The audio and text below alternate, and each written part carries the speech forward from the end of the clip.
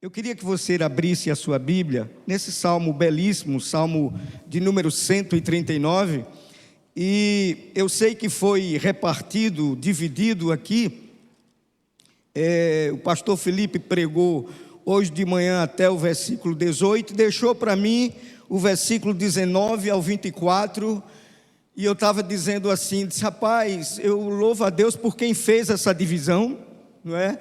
De cada pastor ficar com um pedaço desse salmo maravilhoso e deixar uma parte mais severa para mim, porque parece que Davi aqui está com raiva do mundo, parece que ele está na carne, porque você vai entender depois que você ler do versículo 19 ao versículo 22, eu convido você a fazer essa leitura conjuntamente comigo,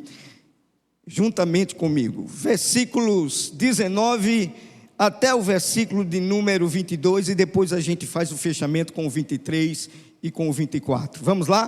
Todos juntos? Assim diz a palavra do Senhor. Tomaram a Deus, desses cabo do perverso, apartai-vos, pois, de mim, homens de sangue. Eles se rebelam, e como os teus inimigos,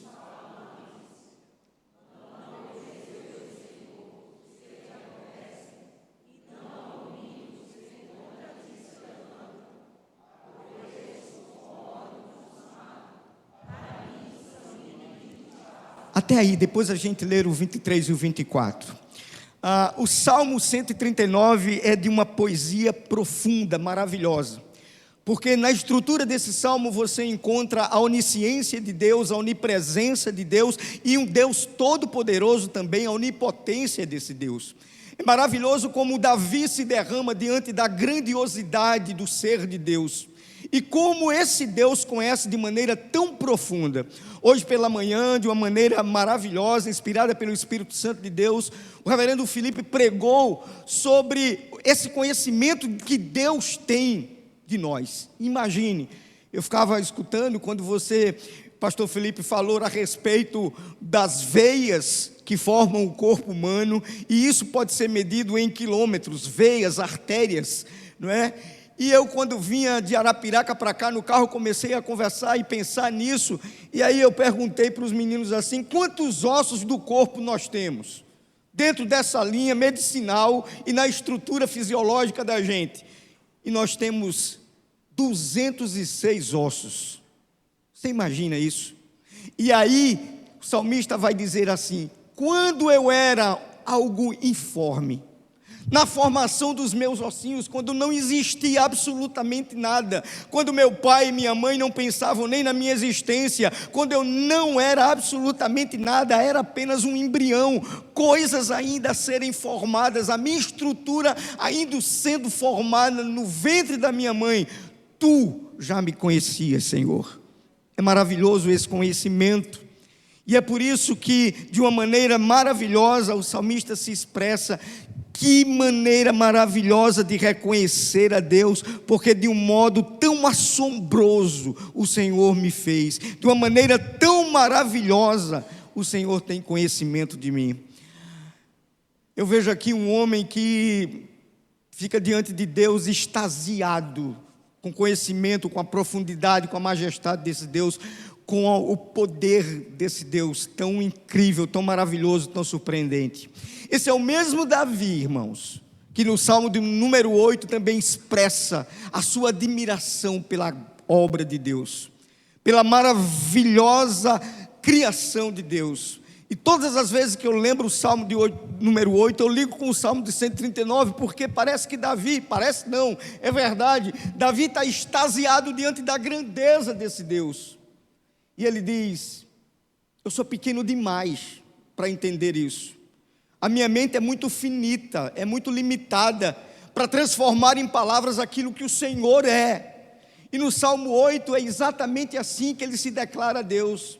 E todas as vezes que eu leio o Salmo 8, eu fico pensando num homem chamado Davi, que sai do seu palácio à noite, e calmamente se deita como se fosse uma belíssima relva, um belíssimo jardim, e começa a contemplar a criação dos céus, a criação de Deus, as estrelas, a lua, todos os seres estelares, e aí de uma forma admirada, o salmista diz assim: ó Senhor, Senhor nosso, quão admirável em toda a terra é o teu nome.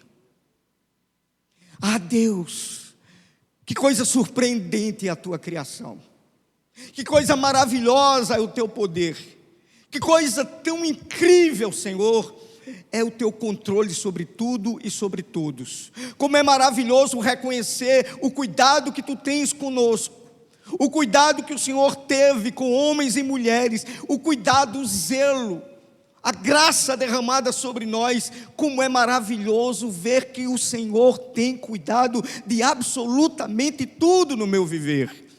E aí, na continuidade do Salmo 8, Davi diz assim, pergunta para o Senhor: o que é o homem para que tu te lembres dele, e o filho do homem para que o visites?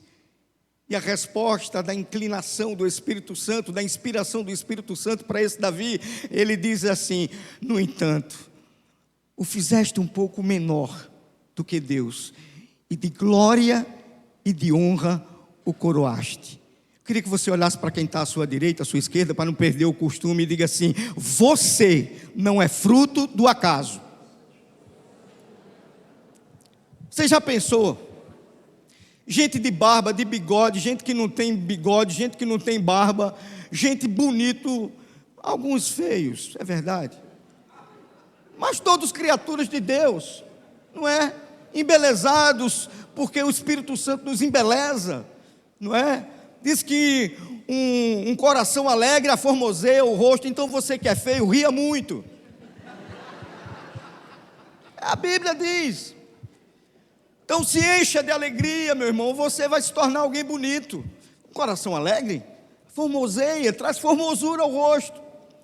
Mas ainda voltando para o Salmo de número 8, eu vejo esse mesmo Davi, extasiado com a grandeza de Deus, admirado com a grandeza de Deus, com o poder de Deus, maravilhado com suas maravilhas, com a sua criação. E aí vem toda a estrutura do Salmo 139, e ele vai afirmando isso para Deus, e que o olhar do Senhor está sobre toda a terra, e ele não tem lugar que possa se esconder, porque o Senhor o conhece profundamente. E ele vai dizer que se ele tomasse as asas da alvorada e se detivesse nos confins dos mares, ainda lá o Senhor haveria de guiar. Até nas profundezas dos mares a tua mão me sustentaria, me guiaria. Não há absolutamente nada, nenhum lugar em que eu possa me esconder de ti. E o tema da mocidade é: por onde eu for. E ninguém vai a qualquer que seja o lugar que o Senhor não possa ver. Não existe lugar. O salmista continua dizendo que a escuridão e o dia é a mesma coisa para ele. Se as trevas descerem sobre a sua vida, ainda assim os olhos do Senhor o verão. Ainda assim, então não há lugar possível para que eu e você nos escondamos desse Deus. Então, diante dessa majestade, diante desse poder de Deus, da onisciência, da onipresença de Deus, a gente precisa acalmar a vida, se aquietar, entregar a vida a Ele e falar como nos diz o Salmo 37: entrega o teu caminho ao Senhor, confia nele e o mais ele fará. Descansado. Mas agora eu quero refletir com você a estrutura desses versículos de número 19 ao versículo de número 22 que nós lemos.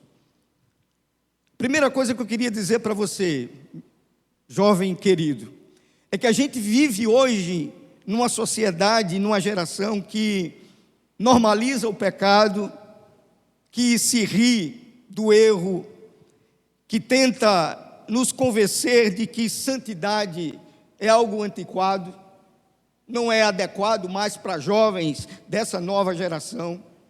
E por incrível que pareça, nós somos bombardeados todos os dias com a mídia, Nós somos bombardeados com o Instagram, com o Facebook, com as mídias sociais, para nos induzir de que tudo isso é uma grande balela, que santidade é algo do passado, e que a gente não precisa da Bíblia para ser para a gente a nossa única regra de fé e de prática. Porque o que a gente precisa mesmo é de likes. O que a gente precisa mesmo é se enveredar pelas trends da vida. Eu fico impressionado com a facilidade com que pessoas são levadas pela internet. Alguém aqui já levou algum golpe da internet, hein? Levante sua mão. Depois eu vou chamar você para ajoelhar aqui e se arrepender. Eu e o Biel caímos nisso. Eu vi uma promoção de queijo, eu gosto muito de queijo. Aí estava lá uma propaganda de 17 anos de queijo de Minas. Oh, coisa maravilhosa, só eu lembrei de você, Jailson. Sei, Sara. Lá em Gravatá, que benção. Aquele queijo derretido no maçaricos. Se vou comprar esse negócio. Interessante que eu fui, vi no Instagram, achei que era uma propaganda séria. Um preço estava muito acessível ao bolso. Se eu já vou comprar esperando o Natal chegar. Vou me precaver, porque tem prazo de validade, beleza. Incrível. Eu entrei, comprei. Tal pai, tal filho. O Biel fez a mesma coisa escondido da gente. Ele comprou na mesma promoção uma caixa que vinha com diversos queijos. E aí, ele não disse para mim, nem eu disse para ele, e ele não contou nada, porque era surpresa, a mesma surpresa que eu ia fazer para Kel e para Raio. E um dia sentado, depois de uma semana, eu invocado, mandando mensagem para lá, dizendo lá, e aí, cadê meu pedido que não chega, cadê meu pedido que não chega, e não teve resposta nenhuma. Aí eu comecei a apelar. Pelo WhatsApp eu mandei mensagem: vocês são ladrões. A mensagem para mim: entre no nosso site, faça a sua compra. Aí eu apelei mais ainda, eu comecei a dizer: rapaz, vocês são desonestos. Aí comecei a botar um monte de coisa: a mão de Deus vai pesar sobre vocês. Pararam de responder, me bloquearam. Mas aí na mesa, quando eu disse que tinha sofrido golpe, o Biel foi e disse: papai, isso também aconteceu comigo. Aí a Raíza, sabe, que é mais esperta da casa, chegou e disse: como é que pode pai e filho cair no mesmo golpe? Como é que pode? Mas a gente vive essa realidade dos dias de hoje. A gente não sabe mais o que é certo, o que é errado, quem está falando a verdade e quem não está. A vida da gente parece que está sendo conduzida por algoritmos, não é? Quem daqui provou o morango do amor? Olha para aí. Rapaz, não, a gente é caro, a gente é de outra época. Eu e o pastor Felipe, nós somos de outra época. Meu irmão, morango do amor não é comida típica de São João, não é comida regional, não está nos melhores pratos da ceia de Natal. Como é que um negócio desse viraliza e todo mundo quer comprar, todo mundo quer provar? Uma doceria lá em Arapiraca botou um anúncio na internet dizendo assim: não estamos aceitando encomendas de outros doces, só morango do amor. Sabe o que aconteceu? Aquele pacotinho de morango saiu de R$9, R$8 e foi para R$27. Aí eu pensei assim, disse: rapaz, eu preciso fazer alguma coisa para, não é? O mundo está muito doido, muito louco. Aí eu pensei em fazer a melancia do amor. Difícil é achar o palito para segurar. Tem que ser um cabo de vassoura. Mas a gente é levado para isso. De repente surge esse negócio na internet e todo mundo quer provar. Levados são as trends da vida, ou seja, a tendência. A tendência agora é você provar morango do amor. E se você não provar esse negócio, alguém vai chegar para perto de você e vai dizer: você não sabe porque está perdendo. Pensa num negócio bom. Eu não posso, irmão, só de falar em morango do amor, minha glicemia já subiu. Mas esse é o mundo que se apresenta para a gente, jovens. Essa é a realidade. E quando a gente lê desses versículos 19 a 22, o salmista Davi vai na contramão de todo esse arcabouço que querem fazer a nossa mente, querem dirigir o nosso coração, as nossas escolhas, e ele se assume e toma uma posição de ódio àquilo que Deus odeia. Não pense que Davi aqui está na carne, não. Aqui, Davi está indignado, mas é como se fosse uma revolta santa. É uma indignação santa.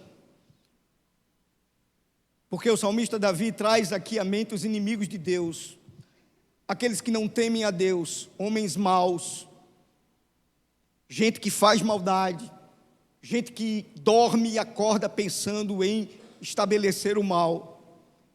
E Davi, com muita propriedade, fala para Deus daquilo que o coração dele está cheio, e o coração dele está cheio de indignação, de raiva santa. Porque apesar de ele saber, de conhecer, e é por isso que ele se posiciona, porque ele conhece o Deus que ama ele, o Deus que ele serve. Como é que pode alguém não reconhecer a soberania de Deus, a vontade de Deus, o amor de Deus, a graça de Deus? Então Davi toma uma posição, e no versículo 19 ele diz: tomara, ó Deus, desses cabos do perverso. Tomara, Senhor, que a tua ira desça sobre todos aqueles que são contrários a ti.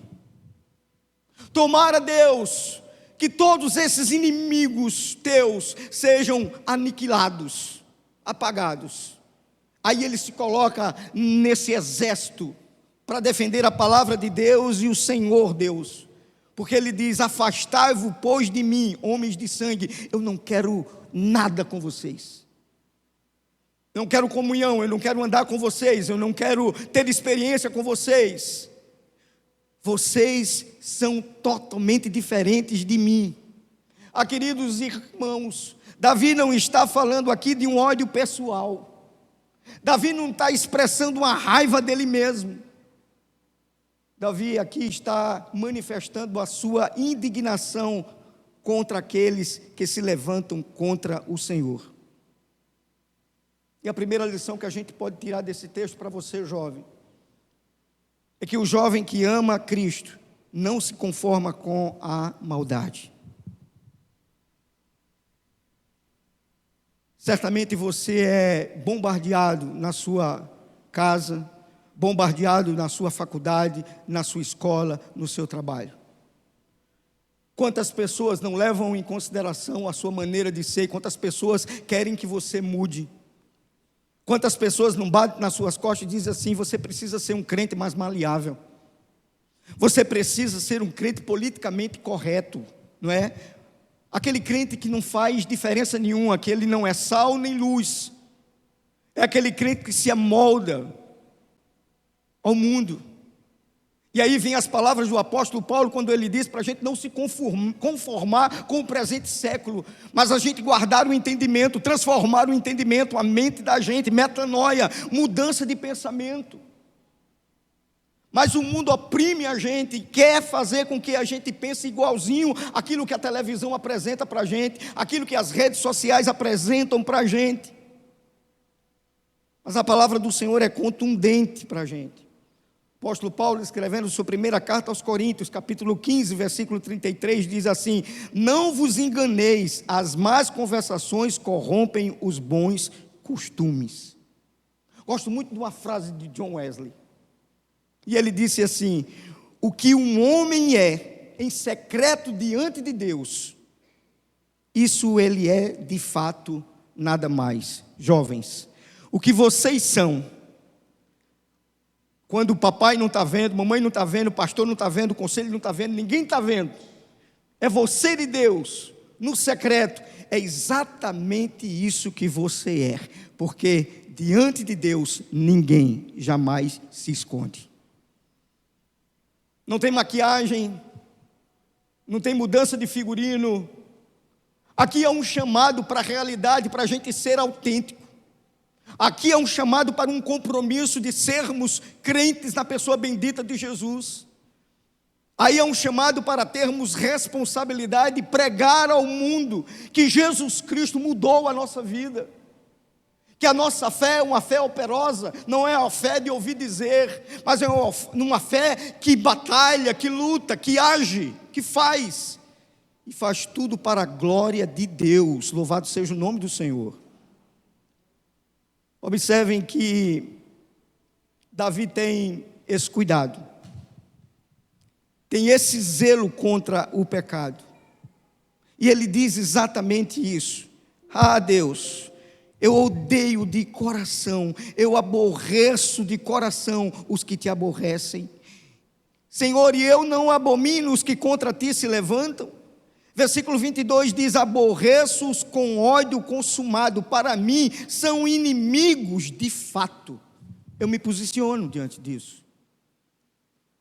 Para onde eu for, para onde Deus me levar, eu vou ser esse mensageiro da palavra viva e da transformação viva que Cristo operou em mim. E não importa que público vai me ouvir, e não importa o lugar por onde eu andar, e não importa para onde Deus me levar, eu vou continuar sendo servo do Deus Altíssimo, sem mudança alguma, sem vestir uma roupagem para agradar A, B ou C. Eu vou ser exatamente aquilo que Deus quer que eu seja. Agora eu quero dizer para você, tem um preço a ser pago. Às vezes é o preço de você ser escanteado, é o preço de você de não ser ouvido, é o preço de você ser desprezado, é o preço de você ser ridicularizado. Olha para a biografia do apóstolo Paulo e veja exatamente se não é isso o Evangelho.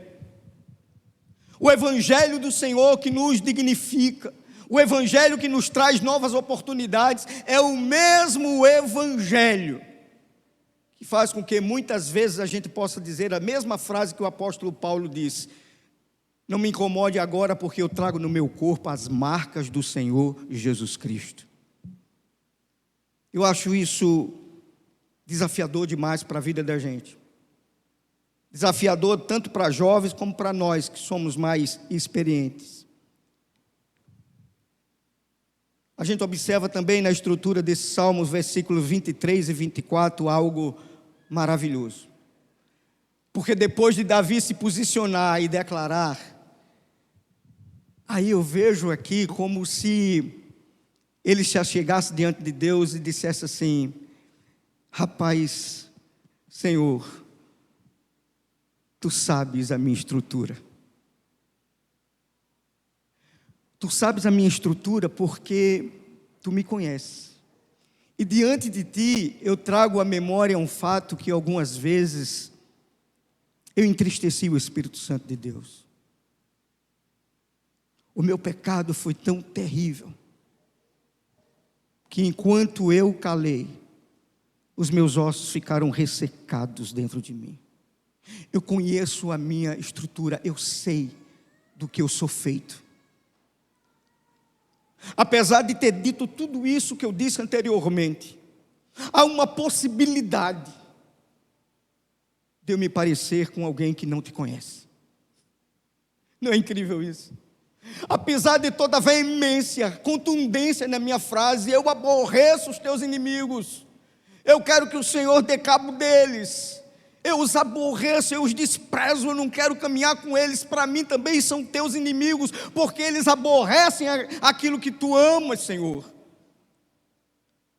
Mas aí parece que cai, sabe, esse negócio de cair a ficha está tão ultrapassado que a gente não usa mais isso, né?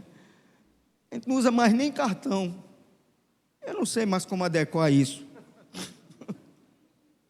Mas é o Espírito Santo de Deus que leva a Davi reconhecer quem ele é.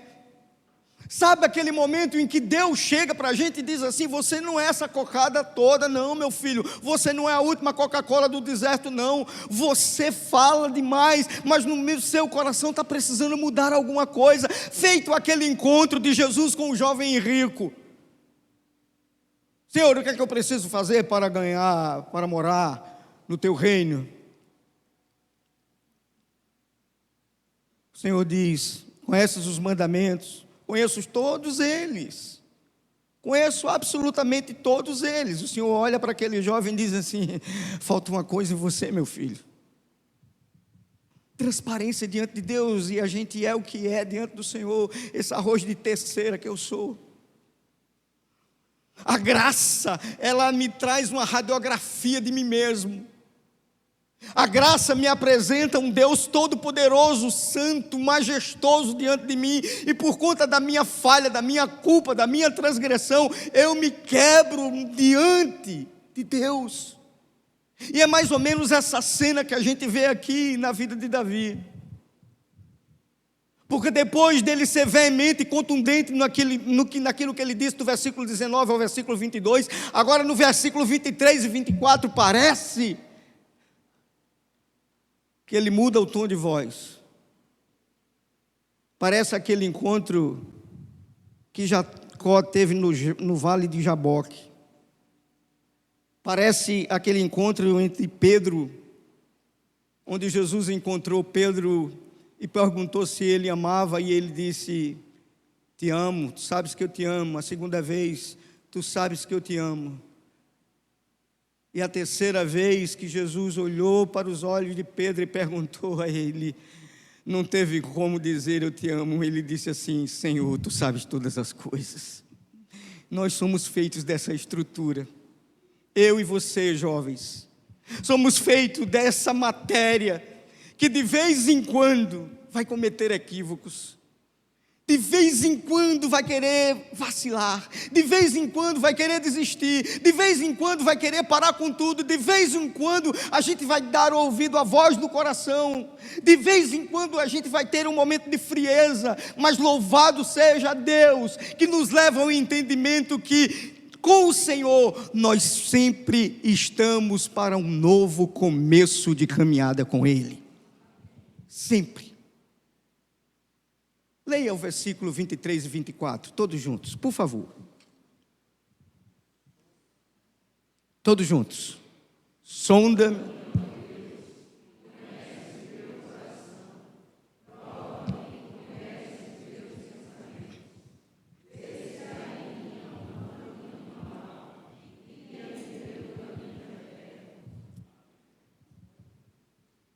Sonda, meu Deus. Conheces. O Senhor me conhece como ninguém aqui na terra me conhece. A minha esposa, com 37 anos de casado, a Kelzinha, vamos completar em outubro, não me conhece tanto quanto o Senhor. Não conhece nada de mim. Os meus filhos não conhecem nada de mim. Meu pastor não me conhece muito bem. Meus amigos mais chegados não me conhecem tão bem. Mas o Senhor não. Do Senhor eu não posso fugir. Do Senhor eu não posso viver numa capa. No Senhor eu não posso viver uma fábula, com o Senhor eu não posso viver um personagem, no Senhor eu sou o que sou diante de Ti, e a minha oração é: sonda-me, vasculha minha alma, vai na profundeza, no recôndito do meu ser, conhece os meus pensamentos, porque o Senhor conhece o meu levantar e o meu deitar, o Senhor vai além. O Senhor conhece o que está na minha alma.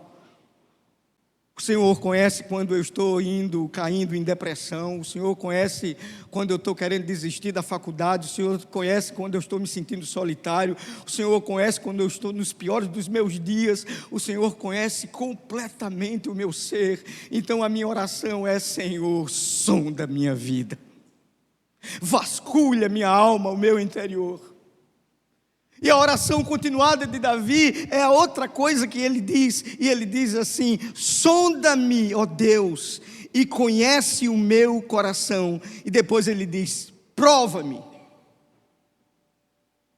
Prova-me. Eu acho maravilhoso esse texto, prova-me. Quando a gente vai estudar esse texto, a gente vê que esse vocábulo no hebraico quer dizer: cria situações para mim, em que eu possa demonstrar o quanto eu te amo. É maravilhoso isso. Cria situações, cria circunstâncias, me leva a ter experiências, para que eu prove, eu te mostre o quanto eu te amo e não abro mão do compromisso que eu tenho contigo. Leva-me aonde for e eu continuarei sendo fiel a ti. Prova-me. Prova-me, conheces e conhece os meus pensamentos. E a oração final de Davi no versículo 24. Vê se há em mim algum caminho mau e guia-me pelo caminho eterno. Certamente essa é uma das orações mais sinceras que nós vamos encontrar na Bíblia. É como se a gente se colocasse diante de Deus e dissesse assim: eu conheço o Senhor. E o Senhor me conhece também. Mas corajosamente eu estou diante do teu altar de graça. E vou te pedir, Senhor, sonda o meu coração. Está difícil viver nesse mundo tão terrível, tão tenebroso. Está complicado demais. Mas eu quero te dizer uma coisa. Apesar do que eu sou, eu quero continuar contigo em todo o meu caminhar. Apesar das fragilidades que tenho no coração, apesar das minhas limitações, eu prefiro caminhar contigo. Eu prefiro que o Senhor vasculhe a minha vida, me prove. Agora, Senhor, faz uma coisa comigo. Me toma pelas mãos e me faz andar nos teus caminhos eternos, para a glória do teu nome. Meu querido jovem, eu gostaria muito de ter mais idade, para ter tido mais experiência e poder dizer ao seu jovem coração que vale a pena servir a Jesus, que vale a pena obedecê-lo, que vale a pena preencher esses dias de vigor, de força que o Senhor tem dado para você, com a presença maravilhosa desse Deus eterno, esse Jesus Emanuel, que está conosco todos os dias e assim estará conosco todos os dias, até que os séculos se cumpram para a glória dele. Eu poderia dizer para você que faça essa oração, de toda essa estrutura do Salmo 139, convide ao Senhor para Ele olhar para a sua vida. Convide o Senhor para fazer parte do seu dia a dia. Convide o Senhor para guardar o seu coração, guardar os seus olhos, guardar a sua mente. Convide o Senhor para ser bem presente, que o Espírito Santo de Deus seja companheiro com você. Deixe Deus sondar e olhar para a sua alma e para o seu viver, e deixe o Senhor dirigir os seus caminhos, porque você não é fruto do acaso, porque você é obra dele, porque você veio a esse mundo com um propósito, e o propósito meu e seu é glorificar a Deus, é honrá-lo, é bendizer o seu nome, é gozá-lo para todo sempre. Eu quero encerrar isso, esse pensamento, essa reflexão, trazendo as palavras do Salmo 119, versículo 9, que diz assim: como purificará o jovem o seu caminho, observando-o segundo a tua palavra. Às quintas-feiras, lá na igreja de Arapiraca, nós estamos estudando o livro de Provérbios. E o tema é Provérbios para a vida, toda quinta-feira. Por diversas vezes o sábio Salomão vai iniciar alguns capítulos dizendo assim: filho meu,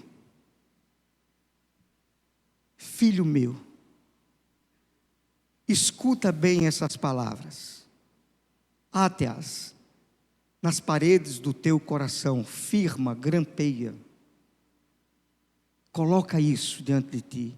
Escuta atentamente e de uma maneira obediente cumpra os mandamentos do teu Deus. Quer continuar tendo uma vida feliz? Ame ao Senhor de todo o seu coração. Quer continuar alegre, mesmo que os anos cheguem? Continue glorificando o nome do Senhor, sendo um crente que faz diferença por onde quer que ande. Por onde você for, seja um discípulo do Senhor Jesus. Por último, eu queria dizer uma coisa para você. Os morangos do amor vão passar. Talvez no próximo verão, o que a gente tenha seja cajá do amor, carambola do amor. Melancia eu já desisti. Eu sei que não vai dar certo. Todas essas tendências vão passar. A única coisa que deve permanecer no seu coração para todo sempre é a palavra de Deus, que está firmada, escondida no seu coração, para não pecar contra o Senhor. Amém? O Senhor nos abençoe. O Senhor nos guarde. O Senhor nos revigore as forças. O Senhor nos leve adiante, olhando firmemente para o autor e consumador da nossa fé, Jesus Cristo, nosso Senhor e Salvador. Amém.